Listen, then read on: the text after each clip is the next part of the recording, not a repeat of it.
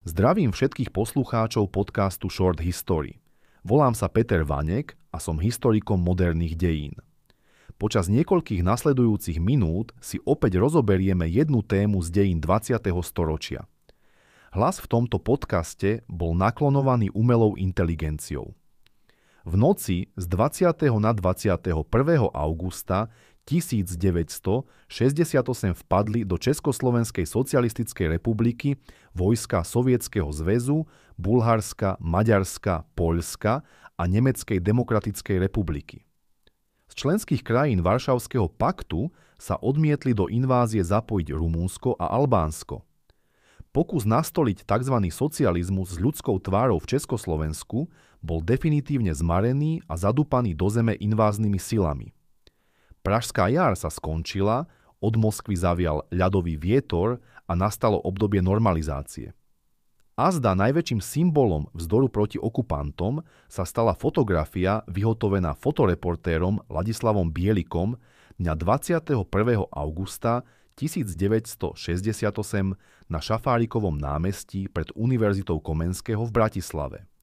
Na tomto ikonickom zábere je vidno Emila Galla, ktorý stojí s obnaženou hruďou sám proti tanku. Táto fotografia sa behom niekoľkých dní dostala na titulné stránky najznámejších novín na svete. Uverejnili ju napríklad Die New York Times, nemecký Die Welt či Der Spiegel. Ladislav Bielik bol za svoju prácu v úvodzovkách odmenený vyhodením zo zamestnania a stal sa pre režim nepohodlný.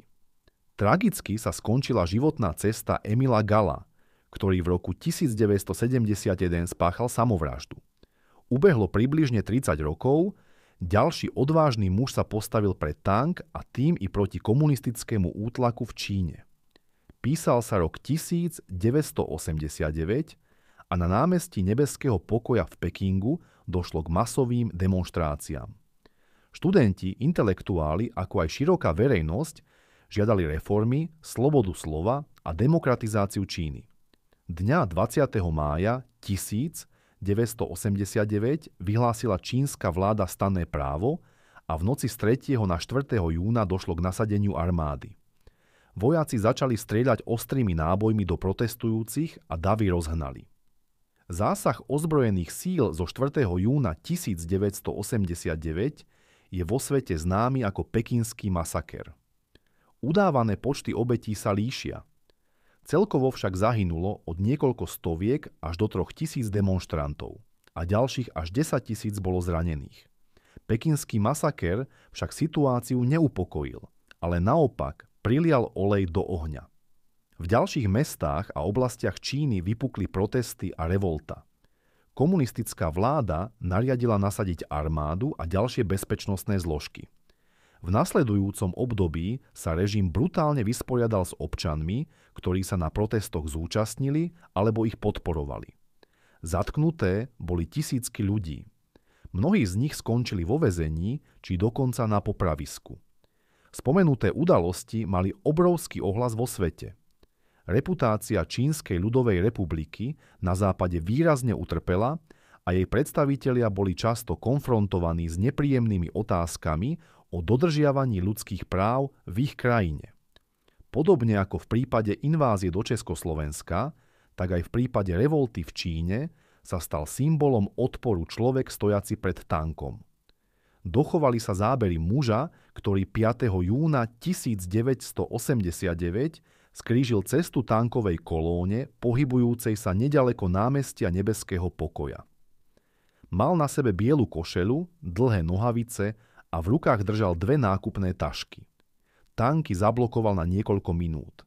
Následne bol odvlečený neznámymi osobami, pravdepodobne príslušníkmi tajnej polície. Identita a osud muža spred tanku je dodnes verejnosti neznáma.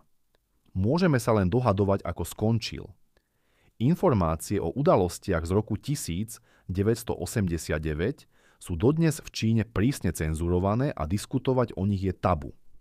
V dnešnom dieli sme si v stručnosti pripomenuli 2 mužov, z nich jeden sa vzoprel invázii a druhý útlaku. Vtedajší normalizátori a okupanti, respektíve neskôr predstavitelia čínskeho komunistického režimu, by spomienku na nich najradšej vymazali z histórie. Svet na ich odvážny skutok však nezabudol. Ďakujem za pozornosť a želám všetko dobré. Tento podcast vznikol vďaka finančnej podpore projektu KEGA číslo 008 UCM spojovník 4/2022. Názov projektu: Podcasty ako inovatívna súčasť výučby všeobecných dejín 20. storočia.